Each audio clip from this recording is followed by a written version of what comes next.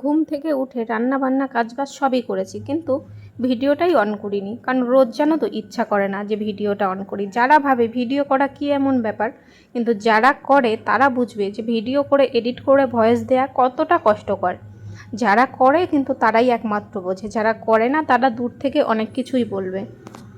কাজের ব্যস্ততা নেই, যেহেতু ছেলের ছুটি পড়ে গেছে, সেই জন্যই এরকম ঢিলামি লাগছে। তবে একটা টাইমের মধ্যে চললে কিন্তু কাজবাজগুলো খুব সুন্দর তাড়াতাড়ি কমপ্লিট হয়ে যায়।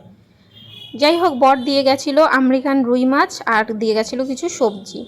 তা আজকে পাতলা করে যেহেতু জ্যান্ত মাছ, তাই সজনে ডাঁটা আর আলু দিয়ে ঝোলটা করে নেব। তবে মাছের পেটে প্রচুর ডিম হয়েছিল, তাই ডিমগুলো আর কিছুটা মাছ রেখে দিলাম, সেগুলো দিয়ে পরে রান্না করা যাবে। আর এখন কিছু মাছ নিয়ে আমি রান্না করে ফেললাম এই যে সজনে ডাঁটা আলুর পাতলা ঝোলটা। তার মধ্যে দেখলাম আমরা মুড়ি নিই, বাড়িতে একটা মাসি আসে কল্যাণী থেকে, তা উনি এই যে পাশের বাড়িতে বসেছে মুড়ি নিয়ে, তাই ছেলেকে পাঠিয়ে 500 মুড়ি কিনে নিলাম। তারপরে সব কাজবাজ কমপ্লিট করে নিলাম স্নান। গরমের মধ্যে অনেকক্ষণ স্নান করতে তো বেশ ভালো লাগে, কিন্তু আমাদের ট্যাঙ্কির জল তো যায় গরমের সময় গরম হয়ে, কি আর করব।